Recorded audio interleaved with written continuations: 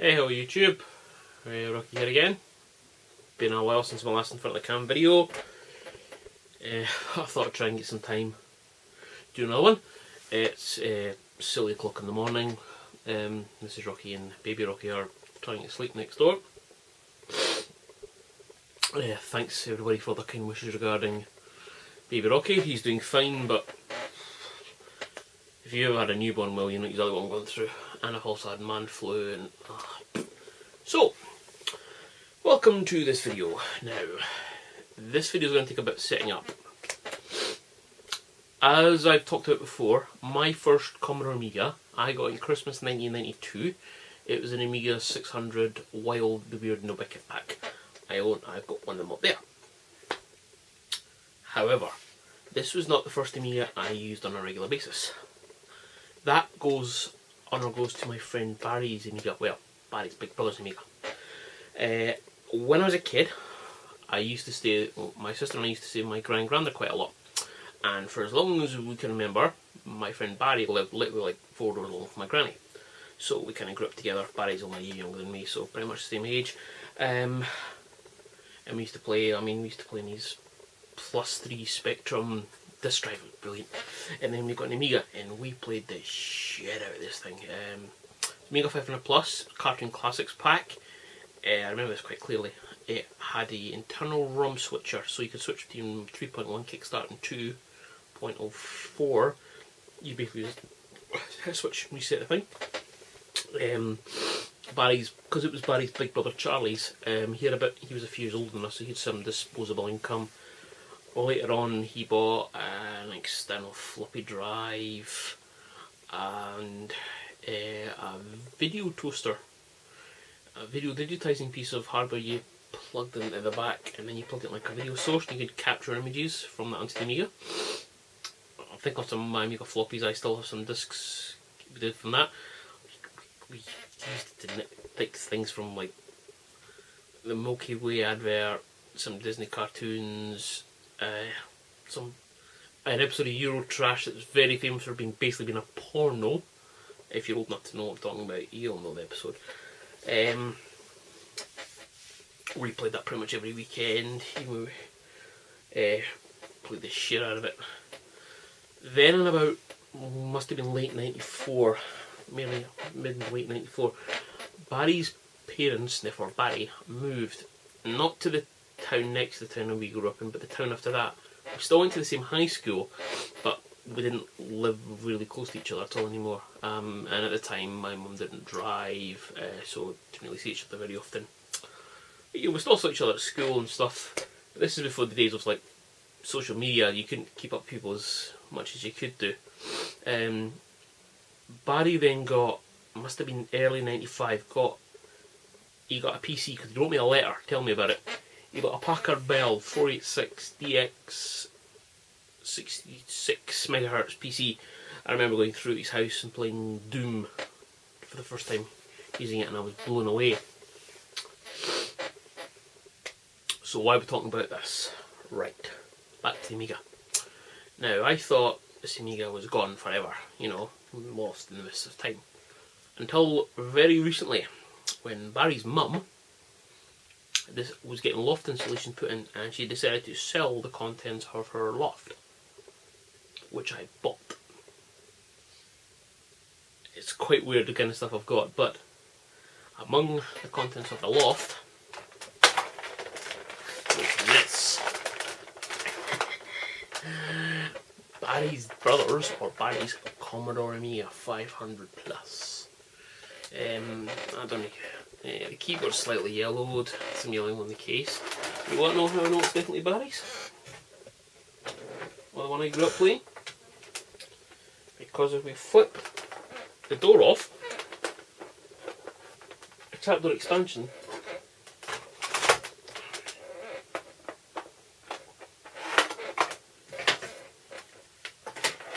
inside the ROM switcher. Flip this, restart.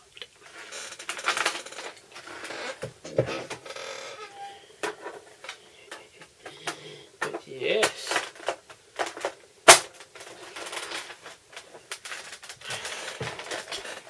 So,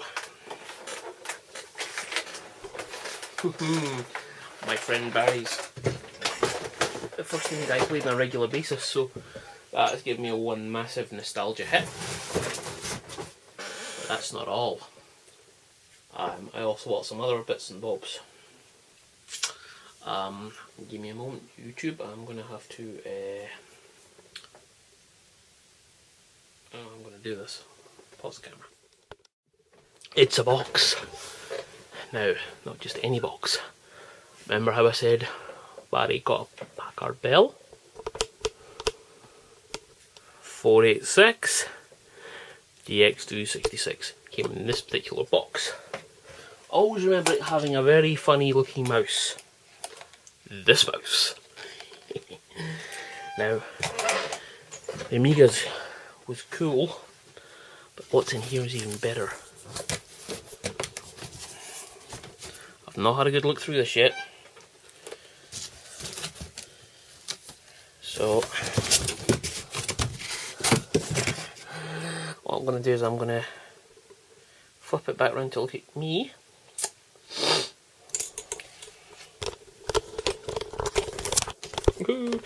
Television at its best, and I'll go through the box.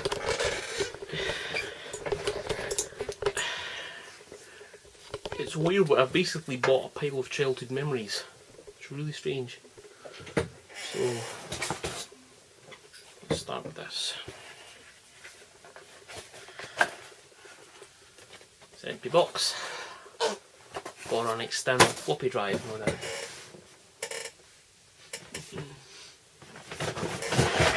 I said Barry had a Packard Bell. The keyboard from said Packard Bell. Played Doom for this the first time on this very keyboard. This is crazy. Right, here we go. Some games. Xenon 2.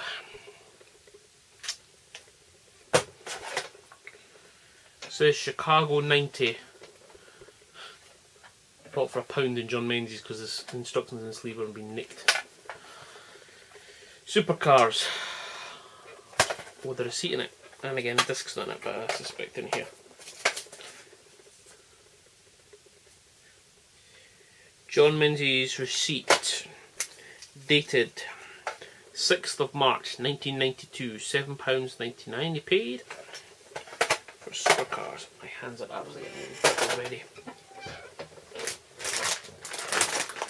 So basically, from what I can gather, when Barry's mum and dad moved back in like late 94, early 95, they boxed up a lot of stuff, took it with them to new house, put it in the loft outside new house, and left it there until I bought it. Which is really weird. Now, I always remember, as I said before, because Barry's big brother Charlie was a bit older than us, he used to buy things, where I can only dream about. When you're 12, 13, 14, you don't really have a lot of disposable income, but well, not then anyway. Now you do. Oh, is that a good joystick? A zipstick.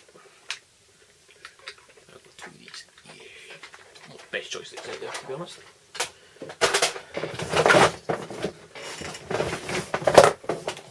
Power brick. Or said Amiga 500 Plus.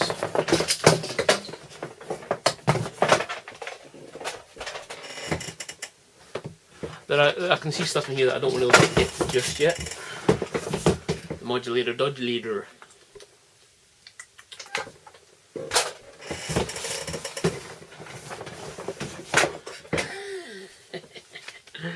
The box of Captain Planet, the Planeteers.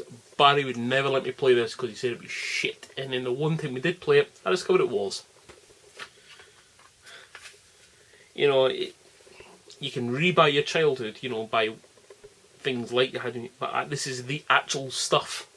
So every time I look at something, you just need memories from 20 years ago back. A Shimano external floppy drive. Manufacture dates on the bum.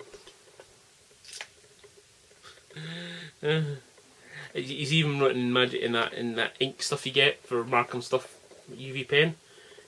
He's written his name and his postcode. Manufacture date 15th of October 1993. Bet you it still works too.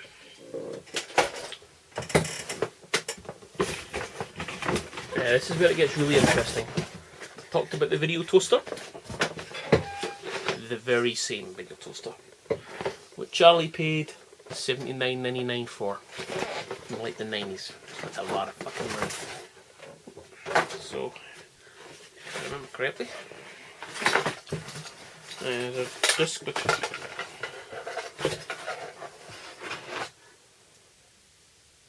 Video Amiga, that was the software we used.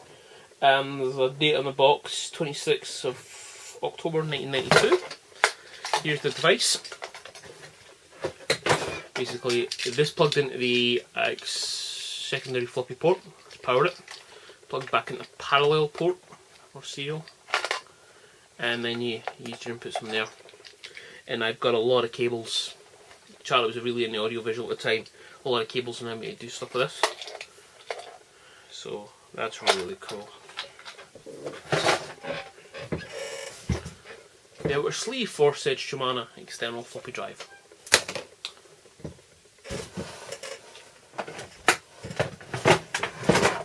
Another empty box. MiG-29 Soviet fighter.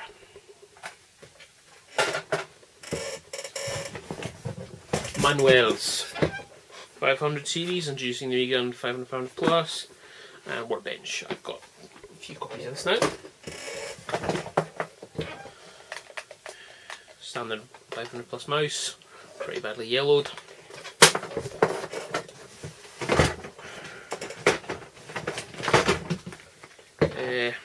The modulator manual. Just a shitty design, but hey ho. Another game box, I suspect it'll be empty again. Oil Imperium by Rainbow Arts. Compatible with 500 only. Again, this would be one of the ones you'd have to use the switcheroo. Sort of wrong.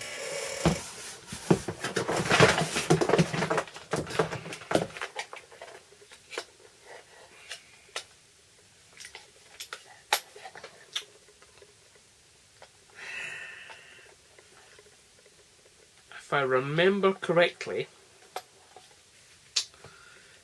this was an amplifier. You put a microphone in one, speaker in the other. It's an amplifier that Charlie built. He was really into his hobby electronics at the time. He used it to great effect.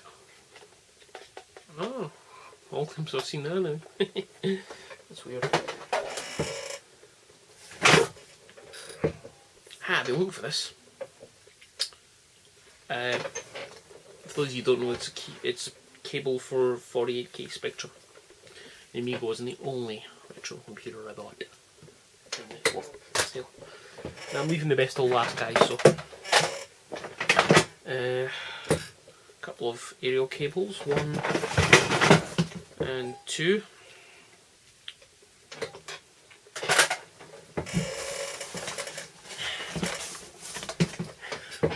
Instruction manual for the Star Trek illuminating alarm clock, which I have down the stairs, which was Barry's. It used to be on his bedside cabinet. Now, back in the day, well, the circles I rolled in, you used to count the amount of Amiga games you had by how many of these you had. Double or single floppy disk boxes, full of, well, games. Or discs with, blank discs with things written on them. Now this one, here we go, there's the original for Leisure Suit Larry 2 on the Amiga, disc 1. I bet you this box, this one's got cover discs, Amiga Power, 245, Amiga Format, oh I was a Amiga Format man. Music and utilities. Now, I don't condone piracy, So there's one in this box. Here's two. Bear in mind these have been in a loft for the best part of 20 years. So let's have a look through this one, shall we? Road Rash. Desert Strike. Pirates. Oh, I love Pirates. Dune 2. First time I ever played a strategy game was that particular Dune 2. Syndicate. Oh, man. Alien Breed. Blues Brothers. This is just awesome. 2. 3.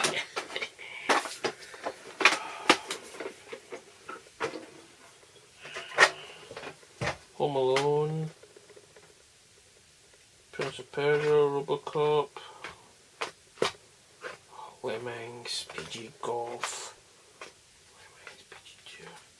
Jaguar XD20, Lotus 123, that always play the shit out of that. Wings, oh, Wings is brilliant. Jimmy White's, oh, zooming in on the balls. Body Blows Galactic. Brilliant. So what's that? Number 3. 3. 4.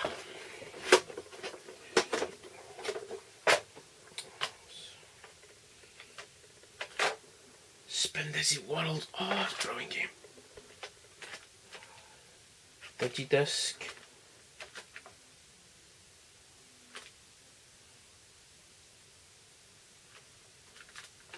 Samples, music, pictures, these workbench backups. Oh, this is a Hero Quest data disc. I'm gonna have some fun going through this stuff. So it's that. That's what, 4? Better make it an even 5 then.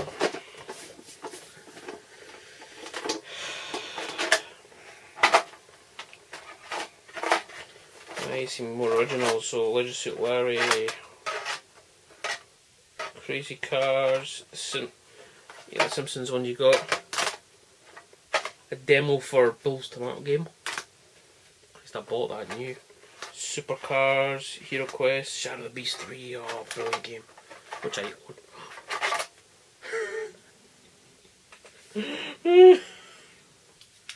Why am I laughing? This is Kid Gloves 2 in the Amiga. I swapped this to Barry's brother in about 1993. This very game.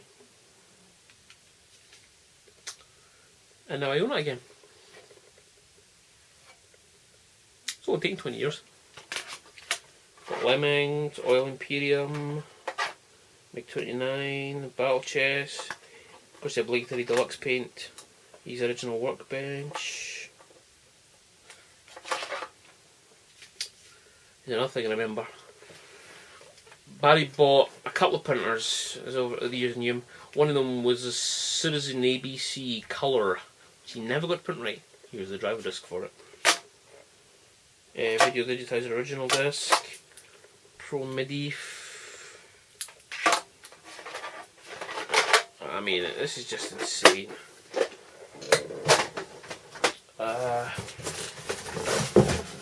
And even the box means things to me.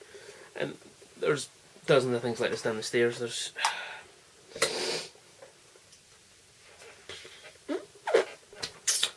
it means a lot to me. I mean, some of the other stuff I've bought, because I bought a loft full, will be getting obviously sold on, despite the fact I remember a lot of it. Be getting sold on and you make the money back and maybe a wee bit more, but the Amiga stuff ain't going nowhere. Nope. Nope, nope, nope. Next video we will have to wire the Amiga up to the television, one of them anyway, and see what happens. Now I'm a little concerned that it is a 500 plus, which means the battery backup might have rotted the motherboard. If it has, I have spares, as you all know, but it wouldn't be the same, would it?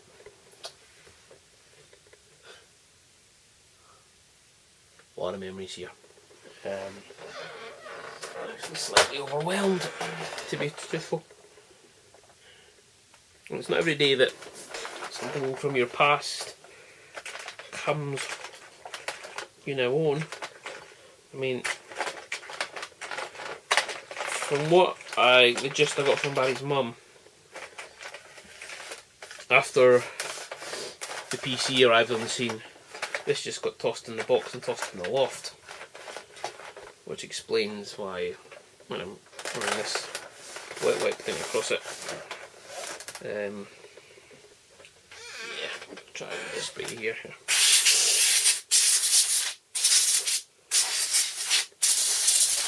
Yeah.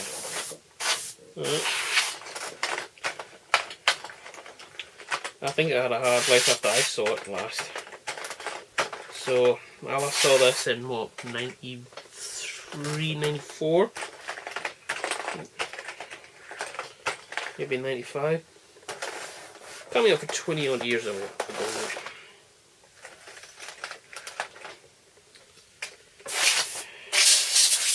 Either way, it's going to be working soon. This is weird that, I don't know if you can see this, but the 500 badge, plus badge is lifting out there. That always did that. That always did that. Isn't that weird? And I always, this is pretty interesting as well. When, I don't know who fitted the ROM swapper switch, I don't know if Charlie did it, but he's tried to keep the warranty seals intact. I mean, that one he's sliced with a razor blade, and there's one in the front, one in the screw hole. You can see where he's popped it back down, or whoever's done it. I think I can afford to validate the warranty now.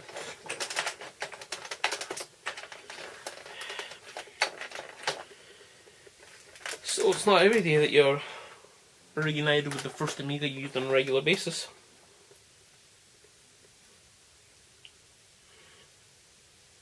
Yeah, it just feels good to have this again. To actually own this. This is now mine. It's a shame that the a lot more of the box stuff didn't survive. I mean, I've got a Cartoon Classics box there, but I'm for right to put this one in it. This is yeah. So my next video, I'm going to plug this in, and I'm going to fire it up and see what happens. Yeah. Thanks for watching. See you in my next video. Bye bye.